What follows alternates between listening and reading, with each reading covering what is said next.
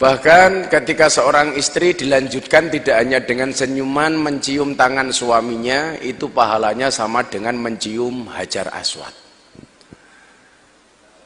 Maka beruntunglah kamu yang sudah punya istri. Tanganmu ajine koyo Hajar Aswad. Maka bagi para jomblo, naudzubillah min dalik.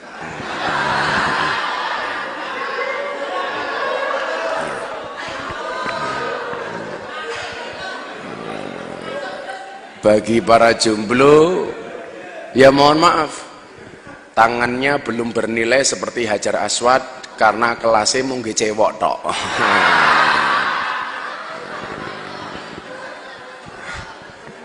Makanya diniati, ini kan banyak yang mas-masnya kopiah putih ini namanya jomblo nawaitu.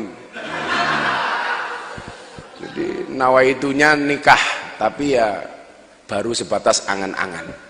Karena yang hadir ini rata-rata wajahnya PHP. Apa itu PHP? Perjaka hampir punah.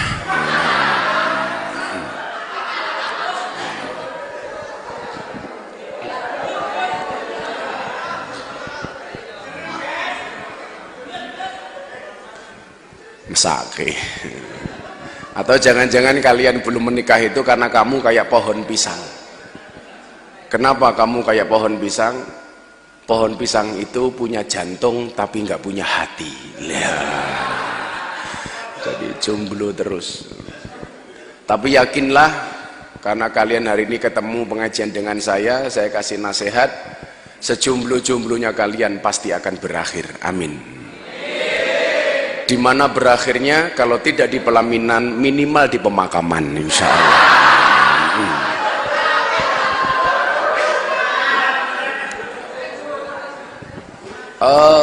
Apa ada dasarnya saya mengatakan orang bahagia itu hukumnya wajib?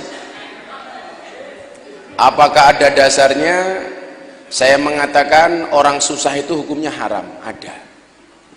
Salah satu dalil yang sering kita dengar itu apa? La takhaf wala tahzan. Ojo wedi, ojo susah.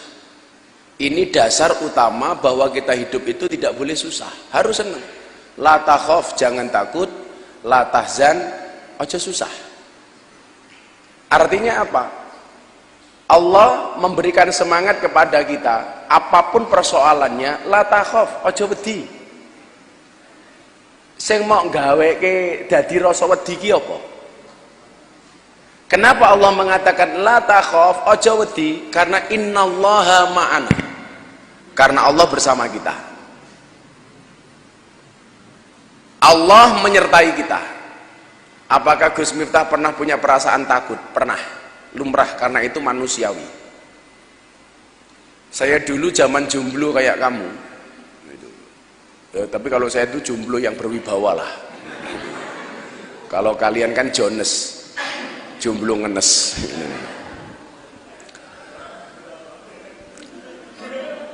Dulu saya kuliah itu, kebetulan kuliah saya di IAIN, yang sekarang ganti UIN. Kalau dulu Ponorogo itu Setain, sekarang IAIN. IAIN sekarang ganti UIN. Apa itu UIN? Universitas Insya Allah Negeri. Zaman saya kuliah, Pak Saiful Hadi, saya itu paling miskin satu kelas. Yang lain naik motor, saya jalan kaki. Yang lain kuat ngekos, saya nggak kuat ngekos. Makanya saya tinggal di masjid. Waktu itu saya jadi James Bond, jaga masjid dan kebun. Mosok ya dadi apa? Dadi marbot, ora pantes toh. Mahasiswa kok marbot. James Bond, jaga masjid dan kebun. Lah celakanya lagi, masjid yang saya tempati itu masjidnya orang Muhammadiyah. Padahal saya dianggap orang NU. Gara-gara saya tinggal di masjidnya orang Muhammadiyah, saya kurus. Kenapa? Karena Muhammadiyah belas ratau ono selamatan.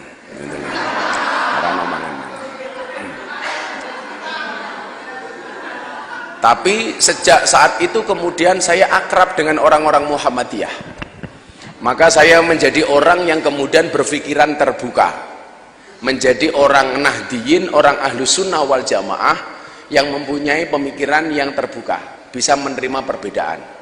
Maka walaupun kawan-kawan saya Muhammadiyah, saya bisa menerima, dan orang Muhammadiyah bisa menerima kehadiran saya. Karena konsep saya adalah kita bersepakat terhadap apa yang kita setujui dan tidak usah berdebat terhadap apa yang tidak kita setujui. Yang dilihat adalah persamaannya, bukan perbedaannya.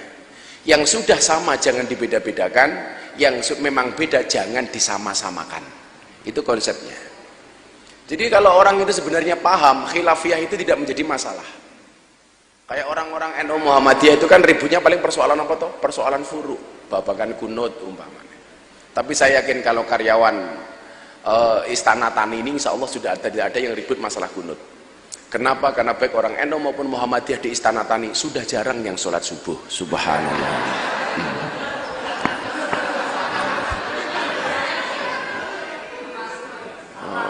Apa mana sih jomblo-jomblo wae was subuhane setengah pitu usolli ini ditambahi usolli fardhu subhi kawanan lillahi ta'ala.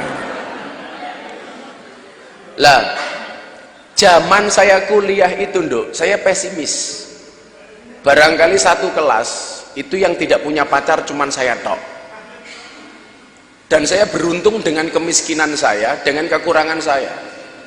Kenapa? Gara-gara saya miskin, gara-gara saya tidak punya apa-apa, tidak ada perempuan yang mendekat kepada saya.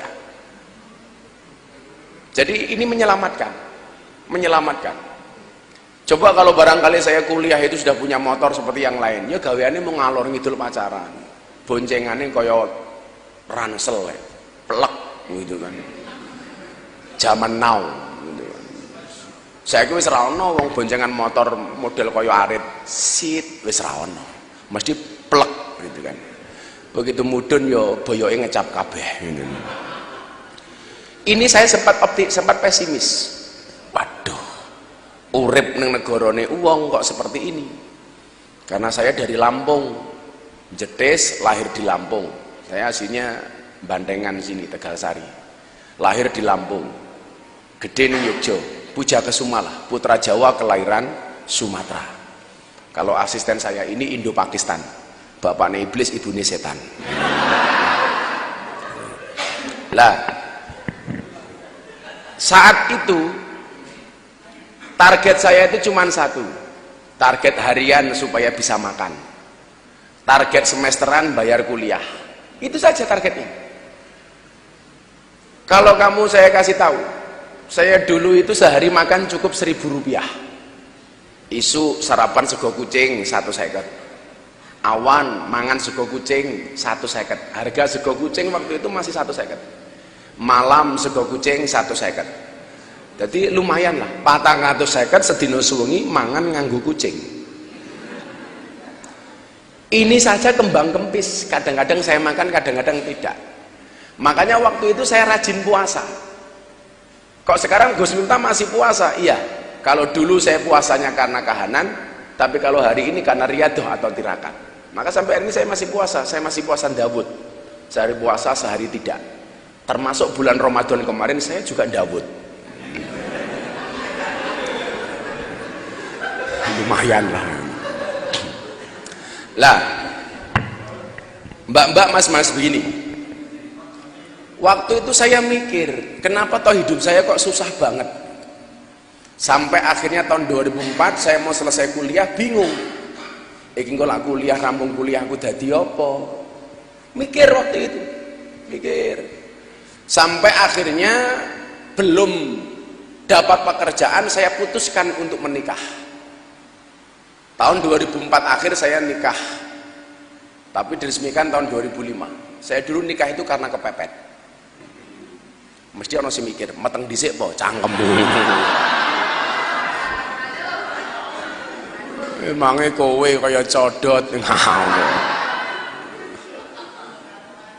Saya itu menikah kepepet karena saya berencana nikah umur 25 tahun, tapi akhirnya umur 24 tahun saya menikah.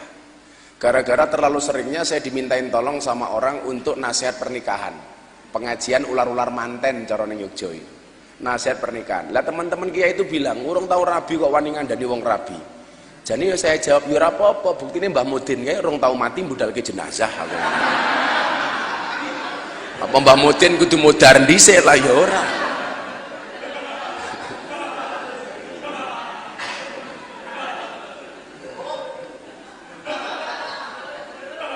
Cangkeme ngopo ya kayak gini?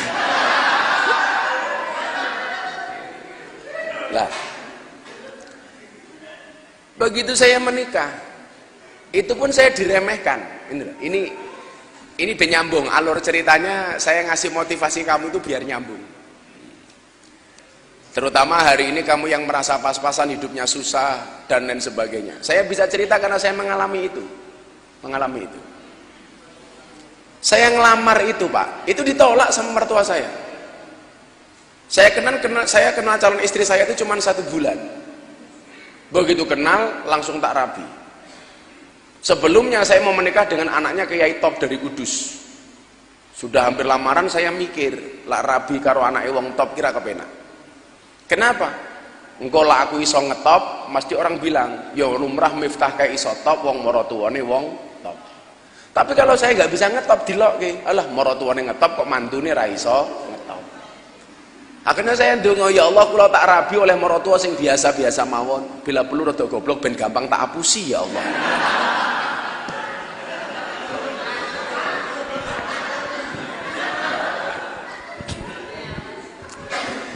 Akhirnya apa? Benaran saya menikah 2004 akhir. Saya menikah secara siri karena mertua saya nggak setuju, karena ibu mertua saya nggak setuju. Karena apa? Ketika saya lamar tuh bapak mertua saya bilang apa? Sampun gak ada pekerjaan mas, dereng. Sampun gak ada gaji mas, dereng. Dia bilang apa?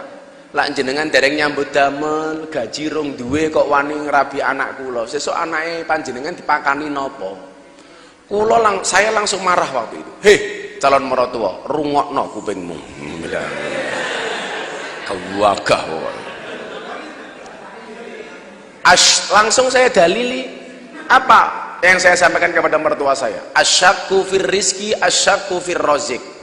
Orang yang meragukan rizkinya berarti meragukan sang pemberi rizki. Saya hidup di dunia karena diundang oleh Allah. Artinya apa? Panitia hidup saya adalah Allah. Soal anak istri saya besok makan apa, itu bukan urusan saya tapi urusan Allah.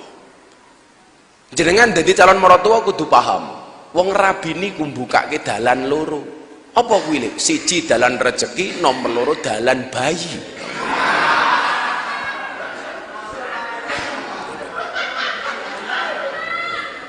Itu betul-betul saya sampaikan ke mertua saya waktu itu.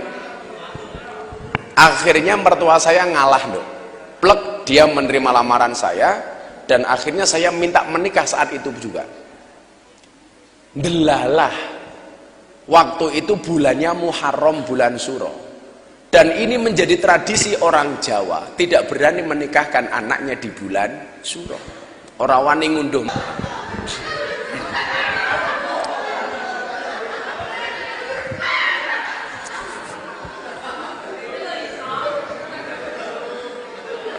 Kayak saya diwawancarai sama wartawan itu, Gus, kalau ngaji di lokalisasi sama mbak-mbak kafe seksi-seksi kayak gitu, apa Gus Miftah nggak pengen? Ya saya jawab, pengen.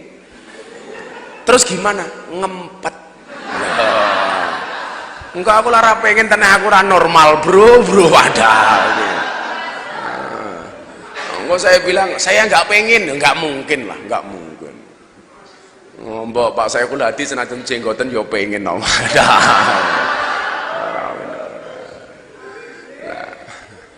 Lah, akhirnya apa? Saya menikah di bulan Muharram karena mertua saya bingung. Arab ditolak calon mantune ngeyelan. Arab ditompo kok calon mantune ngeyelan. Arab ditolak kok ganteng men, gitu kan mampu. GR matamu.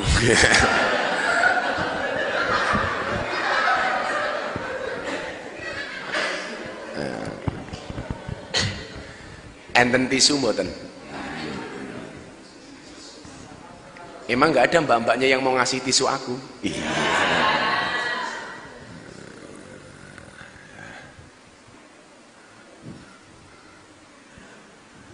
Allah. Wah, banser. Wani mati rawani ngeleh. ayo munggah kok ning kono ngopo? Aku selak ngelak, Bro. Mulai ayo ngene ngene.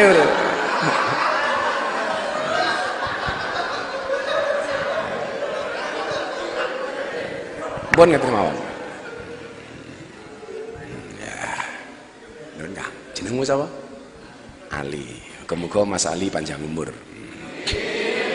Wong sak donya mati, Ali urip dhewe.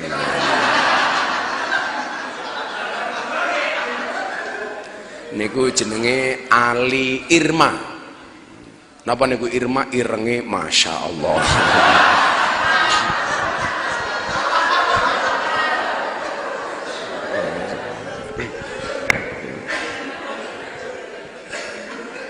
Kula rasake kopi tenan apa ora? Bismillahirrahmanirrahim. Sangit.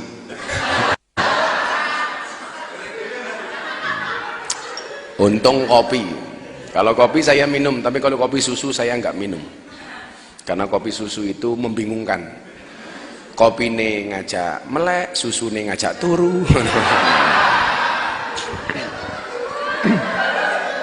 Ali minggat neng di kene wae li, malah minggat Ali. Oh, jiko tisu.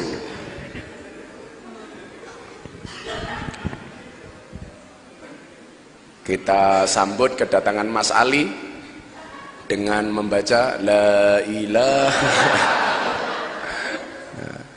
Hari ini Mas Ali. Iki Ali ki rabi urung iki.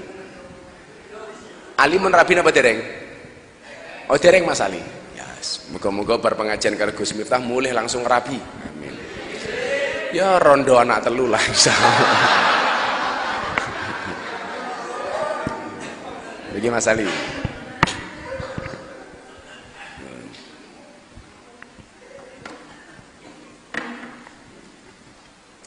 Akhirnya saya menikah. Saya mematahkan mitos keangkeran bulan Suro. Karena ini masuk Muharram juga atau ini? Nah, tahun baru Hijriah. Jadi nanti akan saya sampaikan kenapa toh rezeki kita itu susah, kenapa toh kadang-kadang kita itu oleh Allah kita megawe tenanan kok. Ya kadang-kadang faktor-faktor kecil seperti ini tidak Anda perhatikan, termasuk orang-orang yang ada dalam perusahaan. Kalau kemudian kalian pahami bulan Suro itu kan bukan bulan yang menakutkan, tapi justru bulan yang luar biasa. Tapi orang Jawa itu mempunyai persepsi yang salah terhadap bulan Suro. Seolah-olah bulan Suro itu bulan yang menakutkan, gegirisi, medeni dan lain sebagainya. Padahal enggak. Coba kalau kalian lihat lembaran sejarah, bagaimana kemudian Allah menerima tobat dan Rasulnya terjadi di bulan Suro. Bagaimana kemudian Allah mengabulkan doa hamba-hambanya itu banyak terjadi di bulan Suro. Suro itu kan dari bahasa Asyura, hari ke-10 bulan Muharram. Tapi orang Jawa itu ngomong Asyura susah, ane ilang dadi Syuro. Saya mikir untung sing ilang ane, jajal sing ilang rone. Iki bulan apa iki? Bulan Asyu. Coba kita lihat sebelum saya teruskan cerita saya tadi.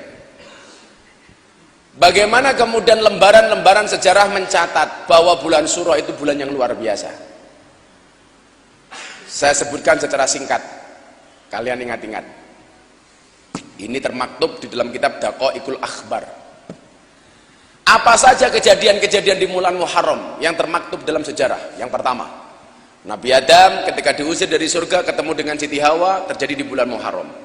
Nabi Yunus dimakan ikan keluar dari perut ikan terjadi di bulan Muharram. Nabi Nuh perahunya terombang-ambing badai selamat di bulan Muharram. Nabi Ibrahim dibakar Namrud selamat bulan Muharram. Nabi Ayub selesai dari penyakitnya Muharram. Nabi Dawud dikasih pekerjaan diangkat derajatnya oleh Allah Muharram. Nabi Musa diselamatkan dari kejaran Fir'aun Muharram. Allah menciptakan malaikat Jibril Muharram. Allah menurunkan hujan pertama kali ke muka bumi terjadi di bulan Muharram.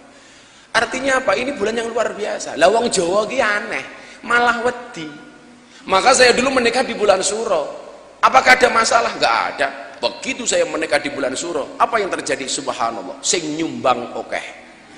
Kenapa? Ora ono barengane. Oh no bro.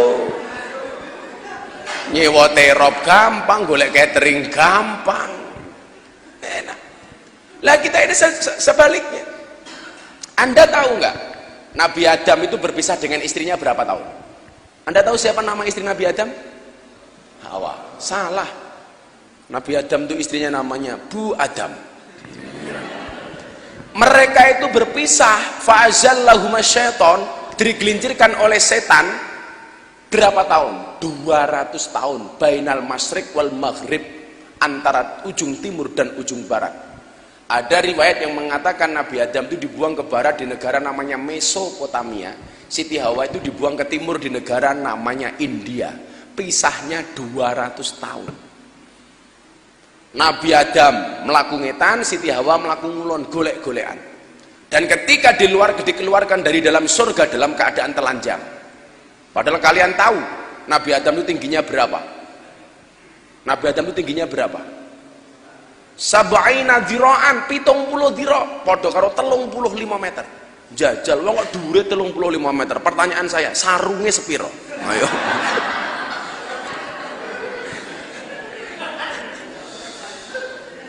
Sarunge sepiro? Arep mau tambahi to, apa meneh isine ngono to.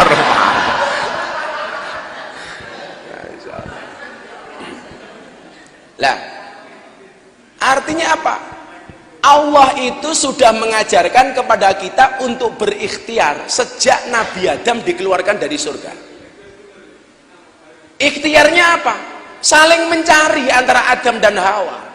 Makanya kalau kamu pengen urip kepenak ra gelem ikhtiar, ya ora ono ceritane. Kanjeng Nabi Adam itu ikhtiar pertama kali ketika diturunkan dari surga di dunia.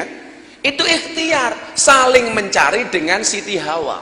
Melaku ngulon, Adam melaku ngetan. Maka dari riwayat yang mengatakan tulisan Agus Sunyoto itu, kemungkinan Nabi Adam itu ketika bertemu dengan Siti Hawa, sebelum pertemuan dengan Siti Hawa itu melintasi Pulau Jawa. Tulisan Agus Sunyoto itu. Karena memang dicari 200 tahun. Ngalor gitu. Akhirnya Nabi Adam golek, ini ikhtiar loh. Dan ikhtiarnya tidak pendek Pak Saiful, 200 tahun. Artinya kalau hari ini kemudian kita dengan kondisi ekonomi sekarang kita menyerah, kita kalah dengan Adam. Kita tidak bisa mencontoh Nabi Adam alaihissalam. Kalau sekarang dolar sampai 15.000, saya masih yakin, saya masih optimis. Bukan berarti saya pro Jokowi, saya nggak ada urusan dengan Jokowi. Tapi kalau kemudian kita punya Allah, hati kita ta'alluq billah, enteng. Arab 15.000 macam-macam enteng. Ini mbak-mbaknya kan juga punya dolar. Dodoni melar.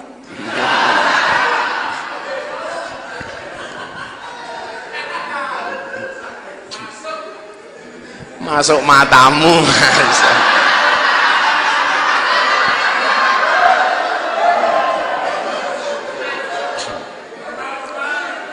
Yang pengen diajarkan oleh Allah kepada Nabi Adam itu apa? Optimismenya. Sekarang begini, coba dijawab. Mas, Mbak, Pak Saiful dan kawan-kawan, coba Anda jawab. Anda tahu, orang berpuasa itu kan lemah. Orang berpuasa itu kan haus. Orang berpuasa itu dahaga. Kenapa dia bisa bersabar? Umpama Ali ki ngapusi iso poso awan mlebu kamar ngombe es teh, keluar dari kamar pura-pura poso lemes. Bisa. Tapi kenapa tidak ada orang yang melakukan itu? Jawabannya sederhana. Kenapa orang berpuasa itu walaupun dia haus, sabar, lemah, lesu, dia bisa bersabar? Karena orang berpuasa yakin adzan maghrib pasti datang. Karena orang berpuasa yakin adzan maghrib itu pasti datang.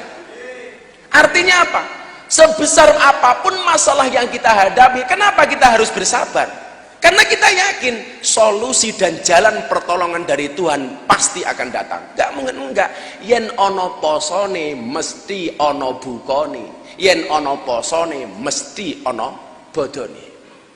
Jadi kalau kayak hari ini kayak teman-teman masyarakat tanpa riba, Anda bersikukuh tidak menggunakan uang bank, yakin apakah Allah tinggal diam? Enggak. Wong Anda menjauhi perkara haram kok. Allah pasti kasih solusi. Carane piye? Manut karo aturane Gusti Allah.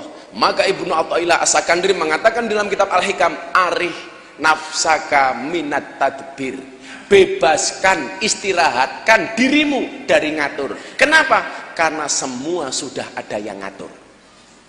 Makanya motivasi saya ke anak-anak dunia malam itu saya bilang apa? Nak, bisa jadi hari ini dosamu sebesar kapal, tetapi ingat pengampunan dan maghfirah Tuhanmu sebesar lautan. Harus yakin. Nabi Adam 200 tahun ngalor ngidul ngetan golek-golekan sampai nyanyi lagu ini Via Valen barang. Sayang, apa kowe krungu golek? Siti Hawa gaul lho padahal. Akhirnya Nabi Adam nyanyi dari ujung barat, nyanyi lagu ini NDX, kelingan mantan. Dek, kowe biyen janji karo aku, nglakoni tresno suci kanthi ikhlas tekan mati, ning nyatane ngapusi citra ati iki. Netes eloku mili deres ning pipi, malaikatnya bengok o a o e.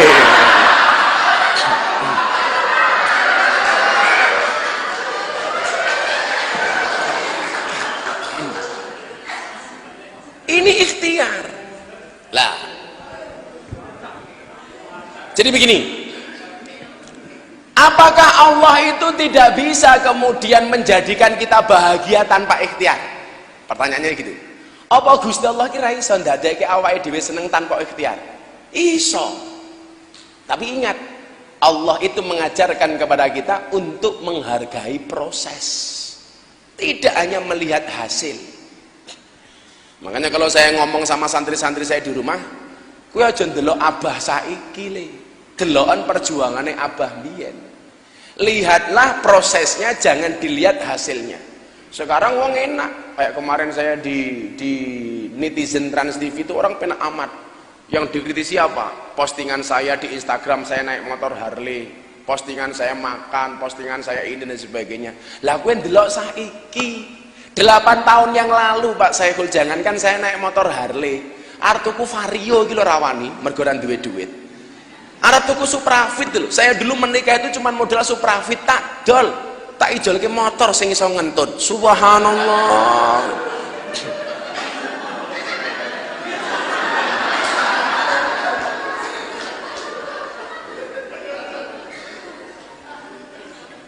Jadi postingan saya naik motor Harley sama anak saya mau berangkat ngaji ke kafe naik motor Harley, itu dikomentari sama netizen, kiai ini gaya numpak motor gede dan lain sebagainya. Saya itu alhamdulillah beli apapun itu niatnya untuk silaturahmi dan menjaga hubungan dengan kawan-kawan. Saya beli Harley karena saya pengen masuk komunitas anak-anak motor gede. Alhamdulillah akhirnya mereka ngaji semua sama saya. Saya ngaji sama anak-anak King. Di Jogja itu ada 10.000 motor King. Ya supaya saya bisa masuk, saya beli motor King. Saya masuk King. Berarti kalau Gus Miftah masuk dunia malam, Gus Miftah mabuk? Enggak. Enggak. Saya itu ngerokok saja enggak, apalagi mabuk. Ayo, delon Kiai NU Gus NU iki sing ora ngerokok sapa jarang. Karena orang NU itu kan ngerokok saja pakai dalil. Apa dalilnya? Ni'matul udud ba'da dahar.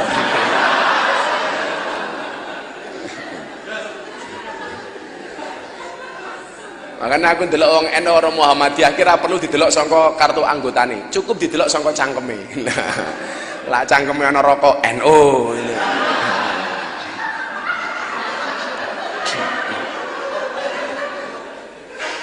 Santriku malah ning pondoke siirane ngono kuwi. Sing sapa wonge bar mangan ora ngrokok, padha karo wong sing ora cewek. Cangkem. Allah bisa menjadikan kita itu bahagia tanpa usaha, itu iso. Tapi ingat, Allah juga mengingatkan kepada kita, dengan usaha maka kamu akan mendapatkan kebahagiaan yang hakiki. Loh, contohnya usaha dhisik nembe hasil kuwi luwih nyenengke daripada tanpa usaha moro-moro oleh hasil. Contoh, kowe rabi karo bojomu, orang ngopo-ngopo meteng, karo ngopo-ngopo dhisik nembe meteng, kira-kira luwih nyenengke sing ndi? Ayo, ya ngopo-ngopo dhisik nembe meteng. meteng. Wong ora ngapa-ngapa kok meteng. Kan ra enak. Mas, kula meteng. Heh. Lha tak apa-apa kok meteng diuntal lali umpamane lah ya. Codot.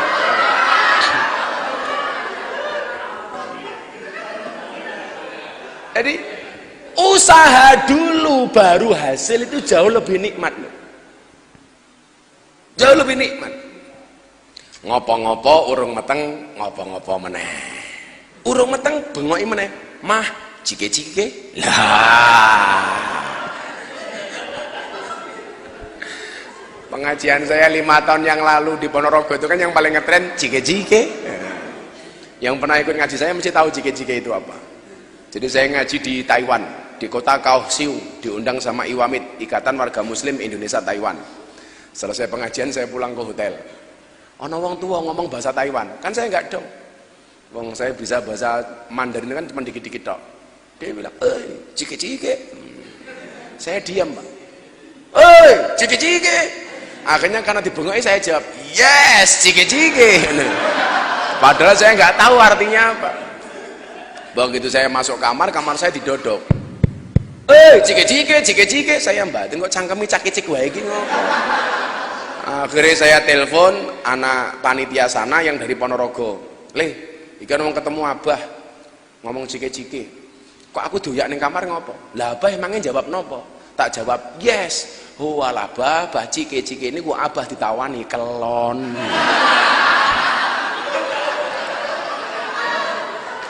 Lah aku ora dong. Ya saya jawab cike-cike, yes. Jajal kalau saya tahu artinya cike-cike, oke.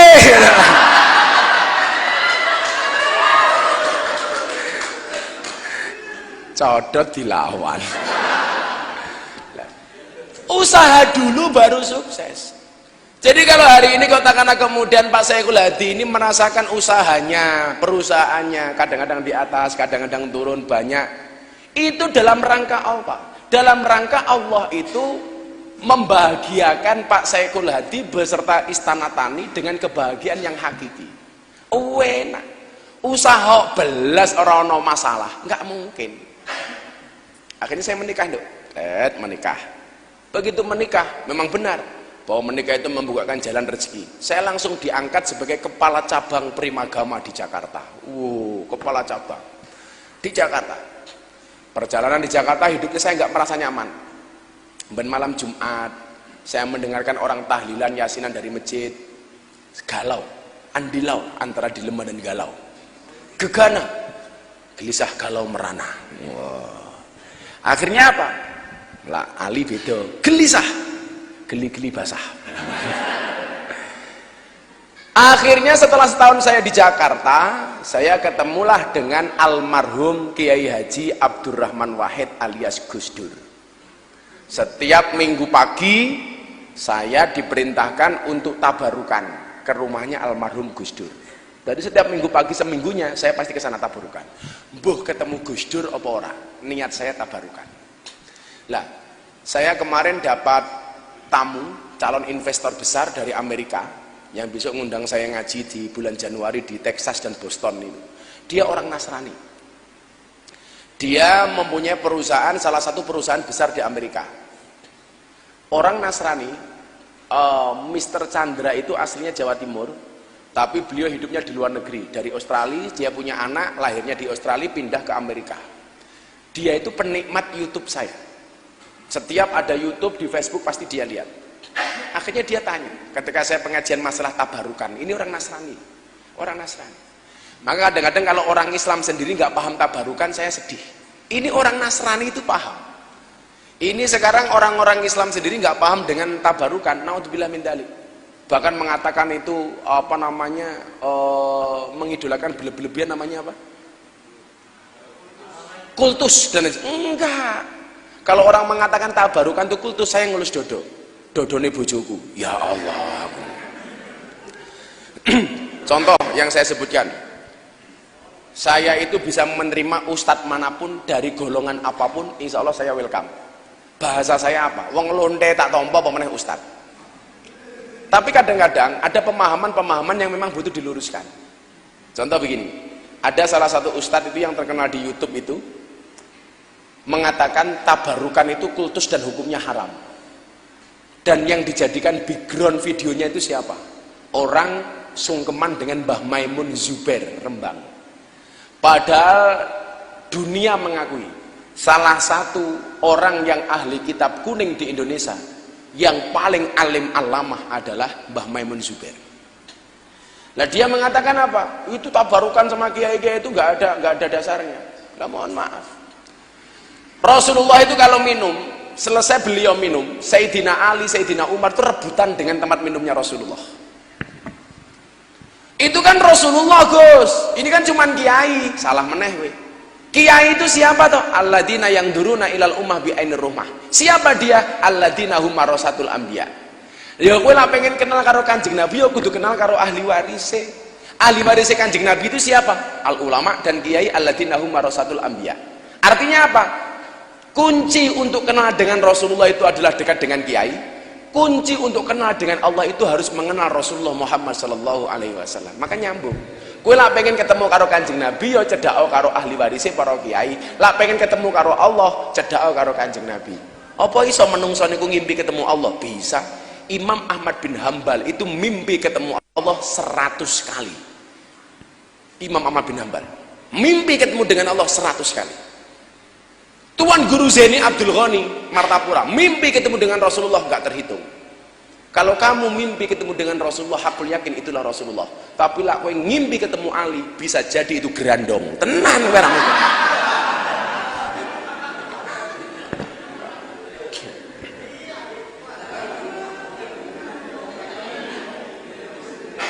Tabarukan itu napa to Pak Sayo? Tabarukan itu ngalap barokah. Akhirnya Pak, setiap minggu pagi saya tabarukan temannya Gus Dur. Saya bilang, di dunia ini yang matanya buta, hatinya terang, itu cuma dua. Satu Gus Dur, nomor dua si buta dari gua hantu. Anda tahu siapa yang digendong si buta dari gua hantu? Ali.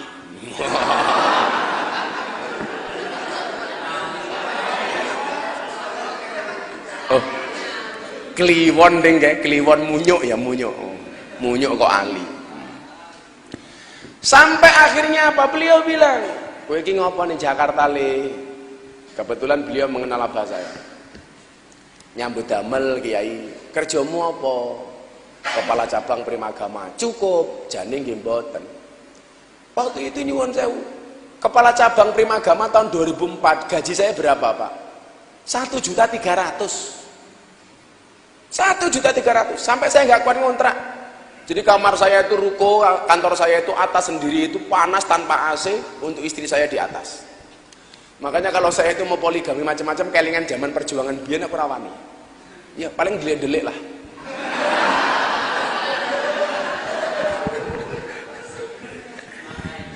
Marahi matamu.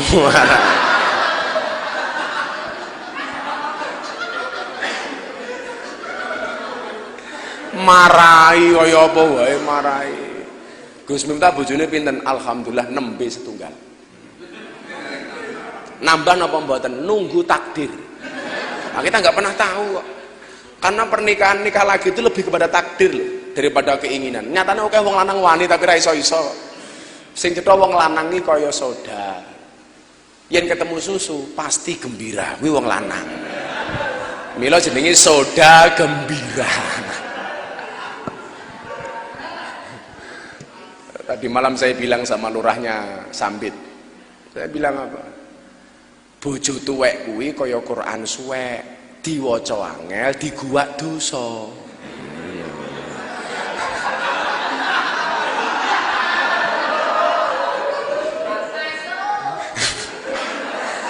Kalau lak duwe bojo tuwek kuwi kaya Quran suwek, aja diguwak tapi disimpen. Sing diwaca Quran anyar.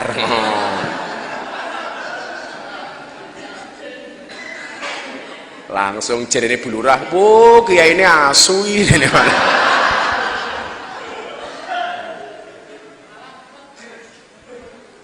Akhirnya apa? Gus Dur bilang, "Wes, pulang." Ngoten Gus, nggih. Rezekimu manggone ning bokong. Iki mumet meneh lak mau ngrasake. Rezeki kok manggone ning bokong iki nalarnya gimana? Itu tahun 2006 bulan April, 2 bulan menjelang gempa bumi di Jogja tahun 2006. Akhirnya saya pulang. Rezekimu manggone ning bokong. Saya naik angkot itu di jalan mikir gini, kok rezekiku manggone ning bokong ki apa? Padahal tahun 2006 itu kondang-kondangnya artis Inul, Nita Thalia, sak piturute. Apa aku kudu ngebor kaya Inul?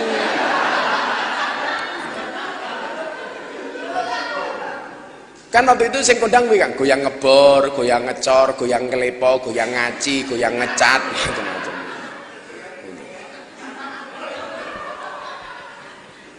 Artis dangdut lah rata-rata andalane ngegoyang toh. Sing ora goyange lak mung artis-artis saiki. Akhirnya saya pulang. Pulang ke Morotuwa. Morotuwa ku raine. Dadi lak kowe iki sok duwe Morotuwa gaene mrengut kan biyen. Yen Morotuwa iki cangkeme gaweane mrengut. Ora usah kaget. Dadi lak esuk duwe Morotuwa mrengut, wis sing diomonge Gus Miftah bener. Morotuwa cangkeme merengutan ngono. Ning ngarepe wonge gajul.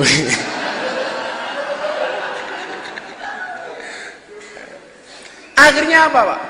Nggak enak belas. Sabag-bagian wonge melu Morotuwa ora kepenak. Waktu itu saya mau limo. Apa itu mau limo? Madep-mantep mangan melu Morotuwa. 12K M10. Madep-mantep mangan melu Morotuwa muring-muring menantu meneng mawon. 12K M15. Madep-mantep mangan melu Morotuwa muring-muring menantu meneng mawon, Morotuwa mati menantu melu marisi. Jarine Morotuwaku M1. Apa? Matamu.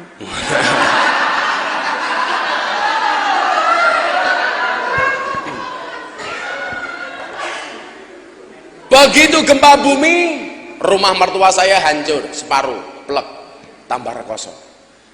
Disitulah kemudian saya neko-neko.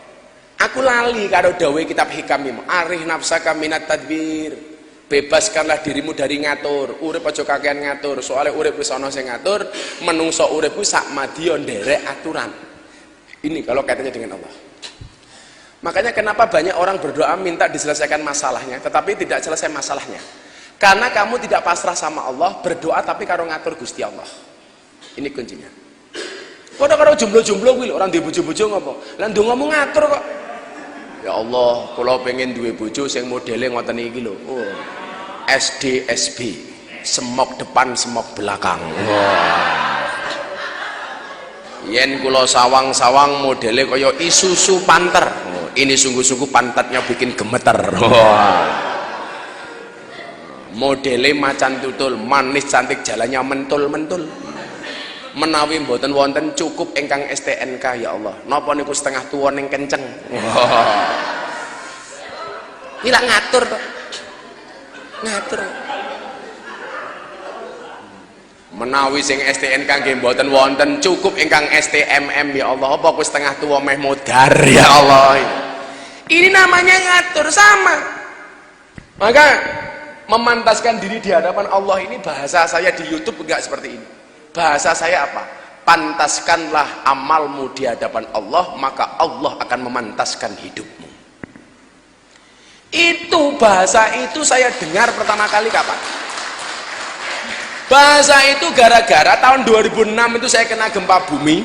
Parah itu kan gempa buminya, seperti di Donggala hari ini. Parah. Saya di pagi-pagi masih tidur habis subuh, gempa bumi banter banget. Setelah itu apa? Mergo pengen membahagiakan anak, istri dan mertua, saya utang bank, malah kena masalah. Maka saya benci banget dengan bank itu gara-gara itu. Saya pinjam uang, saya tidak pernah menggunakan uangnya dan saya ditipu sama orang. Wongnya ram bayar, banknya bentino ngoyak-ngoyak. Jadilah Pak Saiful urusan karo bank, nyuwun sewu. Wong ki arep nawari utang awake dhewe, ayo Pak ning bank ana utang. Wah, raine semanis madu. Tetapi lah naguh. Alah, begitu nagih ngalang-alai Israel tak kandhani. Mbok tenang. Ngalang-alai Israel. Ini betul-betul saya rasakan. Terus begitu saya ngaji kitab hikam dengan seorang kiai namanya Kiai Asrori di Melangi, disinilah kemudian saya menemukan jawaban apa yang disampaikan oleh Al-Maghfurlah Kiai Haji Abdurrahman Wahid. Rezekimu manggone ning bokong. Anda tahu, di dalam kitab hikam itu, ketika kita mengharap ridho Allah, rezeki dari Allah, itu jalannya ada dua, makom asbab dan makom tajrid. Aku kindola usaha, gagal terus. Tapi kalau saya menjadi penasihat perusahaan, rata-rata perusahaan yang saya nasihati alhamdulillah jalan. Ini terakhir yang saya bawakan investor dari Amerika ini, dia menanamkan uang di perusahaan dia 300 miliar. Gara-gara apa? Belajar tabarukan dengan saya. Belajar tabarukan. Saya kasih tahu konsep tabarukan, kemudian saya kasih tahu bahwa perusahaan ini anti bank. Saya kasih tahu aturan mainnya seperti ini dan lain sebagainya. Dari Amerika datang. Seminggu yang lalu setelah saya syuting Hitam Putih itu, dia ketemu saya di Hotel Double Tree di Jakarta. Dia bilang, Gus Miftah berani menggaransi perusahaan ini bagus. Saya bilang, saya nggak perlu menggaransi, Bapak lihat kurikulum vitae perusahaannya. Begitu dilihat, Gus Miftah ada di situ. Kebetulan saya komisaris. Gus Miftah yakin, saya yakin. Kenapa Gus Miftah saya yakin? Karena saya punya Allah. Karena seseorang mukmin itu menggantungkan asanya hanya dengan Allah. Seorang mukmin menggantungkan harapannya dengan Allah. Toh Ibnu Athaillah mengatakan, mata waqafa matlabun anta tolibu bi rabbika wala tayassara matlabun anta tolibu bi nafsika. Tidak akan pernah terhenti satu permintaan ketika kamu gantungkan harapanmu kepada Allah, dan tidak akan pernah menjadi mudah satu permintaan kalau permintaanmu itu kamu gantungkan kepada kemampuanmu. Akhirnya dia apa? Berdiri, Pak. Langsung nyalami saya, namanya Mr. Harta dari Amerika. Gus, saya investasi. Investasi. Bukan utang loh ini, bukan utang loh. Investasi. Saya tanya, serius mister? Saya serius. Kenapa? Karena saya mendapatkan pencerahan dari Gus Miftah. Saya tanya, mister mau investasi berapa? Tahap pertama 300 miliar. Baru seminggu yang lalu, Pak. Dan perusahaan teman saya ini pernah hancur gara-gara punya utang bank berapa? Di bank BNI punya utang 50 miliar. Jadi per bulan dia itu membayar bunga tok 500 juta. Ketemu sama saya bilang. Saya bilang sama dia, kamu pengen selesai masalahmu gampang, bunganya rasa mau bayar. Lah nanti bank gimana Gus? Dihadapi, ngadepi Israel wani, debt kolektor ora wani. Coba bayangkan, satu bulan tuh bayar utang tok itu 500 juta. Itu baru bunga tok. Apa gak gila? Nanti kalau perusahaan saya disita gimana Gus? Ora apa-apa. Disita nggak masalah. Kalau kemudian perusahaan kita ini disita, selama kita punya Allah, maka seperti semalam saya sampaikan loh Mas Bek, aku ki gonjalin ki lho nduk, bersandar kepada jalin yang barang mati saja rasanya nikmat. Aku lungguh sandaran dengan jalin yang barang mati itu saya nikmat. Bagaimana kemudian kalau saya bersandar kepada yang menciptakan jalin? Jauh lebih nikmat. Salah satu motivasi saya kepada anak-anak dunia malam itu apa? Yang saya sampaikan kepada wartawan. Tapi ya bahasanya dipelintir-pelintir kayak. Kan saya bilang begini, cukup bodimu yang bermaksiat nak, tapi hatimu jangan sampai kehilangan Allah, jangan sampai bermaksiat. Bahasa yang muncul di media apa Pak? Gus Miftah mengatakan, nggak apa-apa bodinya bermaksiat asalkan di dalam hatinya ada Allah. Cangkem itu. Saya nggak pernah mengatakan itu. Jadi bahasa saya itu cukup bodimu yang bermaksiat, tapi jangan sampai kamu kehilangan Allah dan hatimu ikut-ikutan bermaksiat. Artinya apa? Saya pengen mengatakan kepada mbak-mbak begengge, mbak-mbak WTS, mbak-mbak PSK, mbak-mbak perlontean dan lain sebagainya, anak-anak dunia malam. Saya bilang, bodimu ki wis bermaksiat, atimu ojo melu-melu maksiat, ojo nganti kelangan Gusti Allah. Ini bahasa yang menyebar di media apa? Gus Miftah mengatakan, nggak apa-apa kita bermaksiat, nggak apa-apa kita mabuk, nggak apa-apa kita berzina, asalkan tetap punya Allah. Cangkemmu aku ngono. Wosok iki. Makanya kemudian serangan-keserangan ke saya kan luar biasa. Kalau Anda baca Lambe Turah itu komentarnya, Diasar, Kiai Dajjal, Masya Allah. Apakah saya marah? Enggak. Begitu saya dibilang Dajjal, waktu itu Mbak Popi, acara apa itu Mbak Popi itu on the spot reveal, dia tanya, Gus Miftah marah enggak? Dibilang Dajjal. Enggak. Kenapa Gus? Emangnya ada Dajjal ganteng? Iya, santai wae bro. Kita itu kadang-kadang begini loh, ndongone tenanan, cangkeme iki ngomongnya tenanan, tapi ikine mikir, ya Allah, saya pengen terbebas dari bank, tapi ikine mikir, piye ya carane ya. Artinya apa? Nggak percaya dengan Allah, nggak percaya. Harusnya begitu kamu, ya Allah, saya pengen bebas dari riba, carane pripun? Terserah jenengan. Itu yang namanya tawakal. Ini teman saya, jamaah saya 50 miliar, bayangkan. Waktu itu saya sudah hampir dapat solusi, dan gara-gara terjebak dengan bank nggak jadi. 2 tahun yang lalu saya diundang sama pengajian sama ketua komisi 11. Dia ketua pansus teks amnesti. Jadi kalau ngomong pajak aku paham Pak Saiful, karena saya sering diundang pengajian di pajak-pajak itu.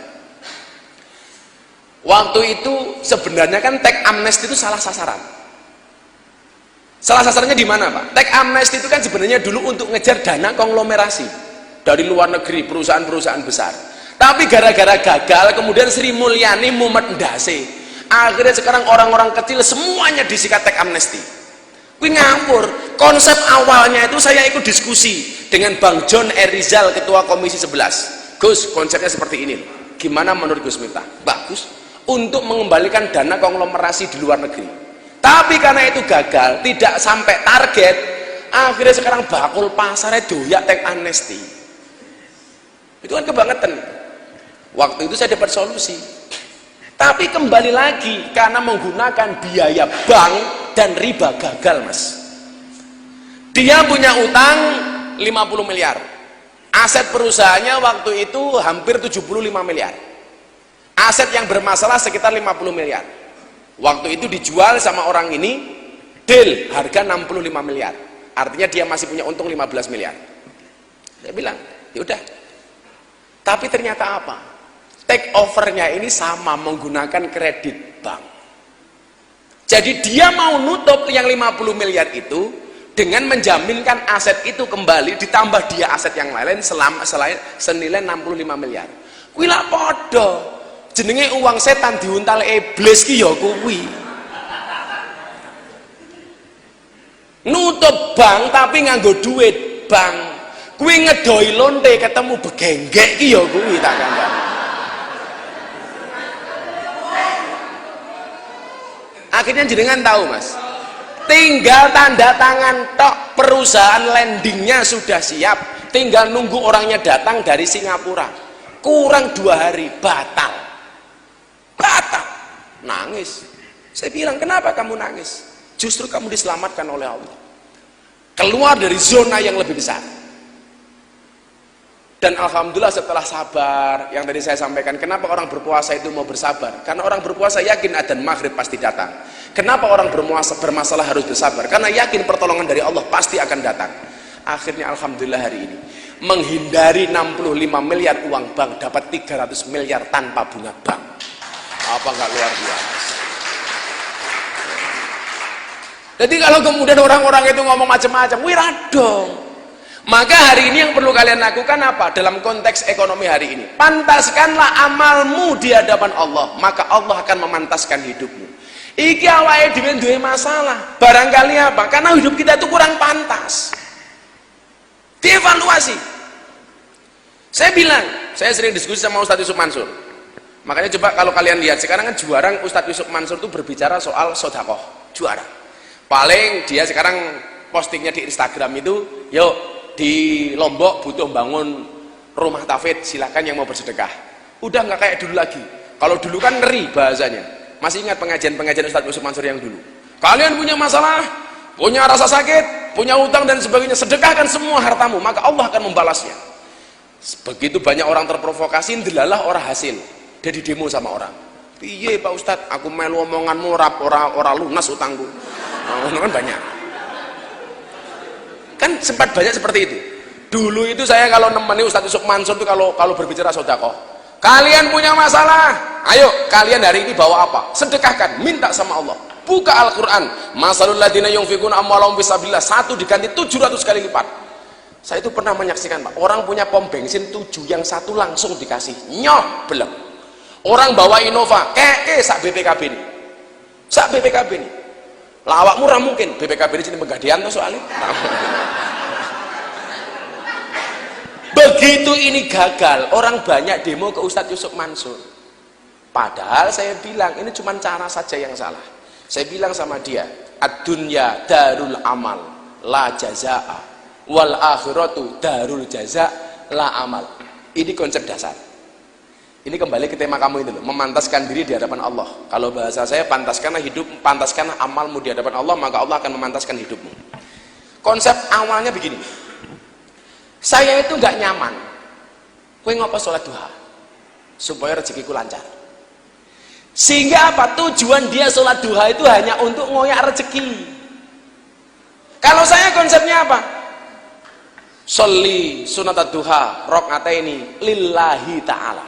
Ya lillah karena Allah. Wadene rezekine lancar kuwi bonus. Tapi kalau kita sholat duha hanya ngejar rezeki yang lancar, yang kita dapatkan hanya rezeki tok, tidak akan dapat ridhonya Allah. Paham nggak? Kamu sedekah, yuk, kowe ngapa sedekah? Men oleh balen sing luwih akeh. Kuwi berarti ra ono bedane rupamu karo rentenir. Karo Gusti Allah kok hitung-hitungan, bajingan. Ora iso. Allah kok maca hitung-hitungan. Allah ki wis nantang, wa in ta'uddu nikmatallahi la tusuha. Kowe ngitung nikmate Gusti Allah ora bakal iso. Lha wong kok iso-isone sedekah nyemplungi piuk men oleh balen sing luwih akeh. Rentenir, Bro. Sama halnya ketika ada mbak-mbak WTS tanya sama saya, ayo Dok, mau Idul Adha kita berbagi hewan kurban. Mbak-mbaknya tanya, bah niki lak duit maksiat, hasil kula kerja ngoten niki.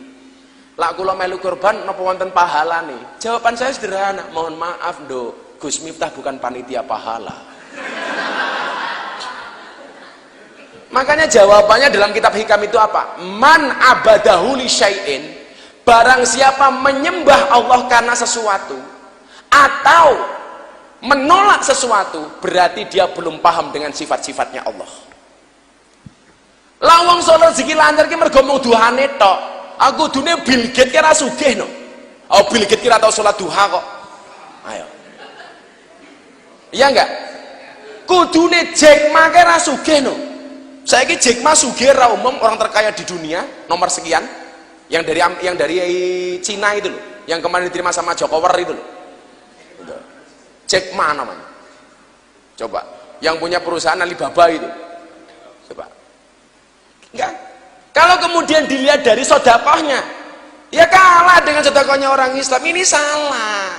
Ingat, innallaha yu'tid dunya man yuhibbuh wa man la yuhibbuh. Dunia itu dikasihkan oleh Allah baik kepada orang yang disukai oleh Allah maupun tidak disukai oleh Allah.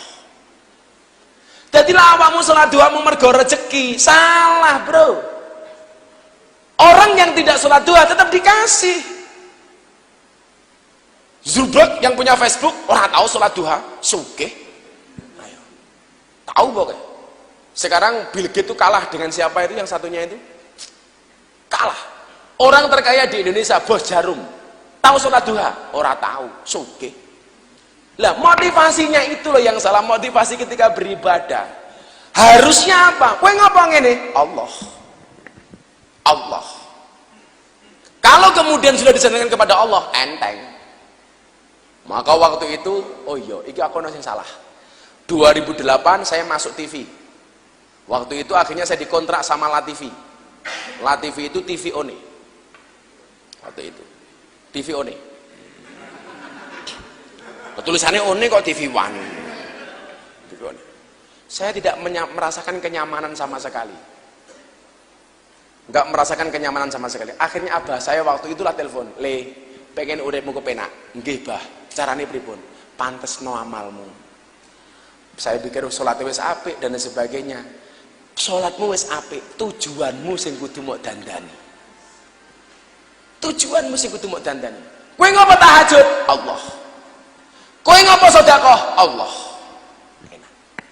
Dan itu saya rasakan lompatannya luar biasa. Tahun 2008 saya belum punya apapun.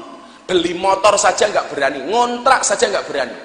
Tahun 2010 saya bangun sampai hari ini, alhamdulillah. Alhamdulillah. Karena ini kaitannya dengan usaha saya sampaikan. Kalau pengajian umum nggak mungkin saya sampaikan. Begitu 2008 ngontrak era wani. Tahun 2010 saya mulai bangun dari 0 rupiah. Sekarang aset pondok itu lebih dari 15 miliar. Tanah, bangunan, kendaraan, dan lain sebagainya lebih dari 15 miliar. Kenapa? Karena tujuan orientasi yang benar. Makanya kalau kamu kemudian bertanya, "Kulo kedah pripun?" Jawabannya gue mau, pantaskanlah amalmu di hadapan Allah, maka Allah akan memantaskan hidupmu. Alhamdulillah aku ora duwe utang. Alhamdulillah aku nggak punya tanggungan apapun. Dan saya nggak punya apapun kecuali punyanya Allah. Kayak saya besok tanggal 13 Oktober, itu milad pondok. Saya harus mendirikan uang 200 juta. Tempat saya itu pengajian setiap bulan sekali yang hadir 10.000 orang. Sekali pengajian 50 juta, tanpa panitia, tanpa proposal, tanpa kotak infak. Tapi bisa jalan. Semua jamaah bisa makan. Kenapa? Karena langsung hati kita bersandar hanya kepada Allah, bukan kepada bank maupun rentenir. Naudzubillah. Jadi cara pahamnya seperti itu, Mas.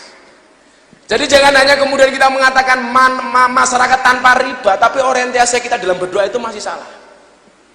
Kesalahannya di sini. Saya kemarin ketemu sama Mas Sabtuari, yang jenengan bilang, ketemu Mas Sabtuari. Saya bilang, di dalam dataran teori, bagus bukunya dia itu. Tetapi kadang-kadang apa? Di dalam iktikad kita kepada Allah itu banyak yang salah. Kudu nih lah, ya Allah, kulo manut kali aturane panjenengan. Ini yang dimaksud dalam Al-Anfal ayat 2, wa ala rabbihim yatawakkalun. Tawakal. Wes. Didik meneh. Ana kiai senengane berburu. Ketemu macan ditembak, duwar. Macane ra mati. Tembak meneh duwar kebal. Akhirnya pelurune entek. Gantian Pak Kiai dikejar sama macan. Wut ketemu jurang. Pilihannya mung loro. Bablas nyemplung jurang, balik diuntal macan. Kiai ini kelingan Al-Anfal, tawakal. Ya Allah, bilih kula kedah mati timbangan macan, mang pateni kula kanthi husnul khotimah. Ternyata macannya ramangan Kiai, malah sikile diangkat. "Macan, kowe ngopo ramangan aku?" "Sabar Pak Kiai, kula nggih nembe ndonga." Kiai ini takon, "Macan, kowe maca donga apa?" "Allahumma barik lana." Sedonga nguntal Kiai. Coba, kalau kasusnya kamu di perbankan, kowe tawakal karo Gusti Allah mergo persoalan bank. Wong bank ya tawakal karo Gusti Allah mergo nagih kowe. Lak mumet iki malaikate. Ayo kowe. Ya padha karo macan karo kiai iki mau akhire itu. Maka bukan salah satu, satu-satunya solusi yang bisa kita dapatkan adalah pertolongan Allah Subhanahu wa taala. Terakhir saya bilang, yang saya sampaikan kepada anak-anak dunia malam, "Nak, saya pernah menghadiri pameran batu di Taman Mini." Apa saya sampaikan kepada mereka? Batu yang di dalamnya ada tulisan Allah, waktu itu terjual dengan nilai 10 miliar. Benda mati. Di dalamnya ada tulisan Allah, harganya 10 miliar. Coba. Ada tulisan Allah di dalam batu. Batunya bernilai 10 miliar. Bagaimana kemudian kalau dalam hatimu hanya ada Allah? Berapa harganya? Tidak ternilai harganya, setinggi-tingginya. Kenapa? Karena qalbun mukmin baitullah, hatinya orang mukmin adalah rumah Allah. Terima kasih. Subhanakallahumma bihamdika asyhadu an la ilaha illa anta astaghfiruka wa atubu ilaik. Walhamdulillahi rabbil alamin. Wal afu minkum. Assalamualaikum warahmatullahi wabarakatuh.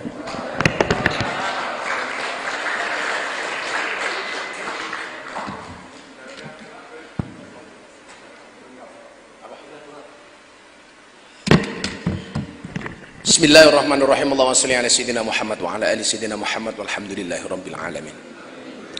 Allahumma inna nas'aluka rizqan katsiran halalan thayyiban wasi'an mubarakan wa auladan salihan wa amalan mutaqabbalan bi rahmatika ya arhamar rahimin. Allahumma rzuqna istiqamah, Allahumma rzuqna bi ziyadatil ilmi wal rizqi wal ibadah.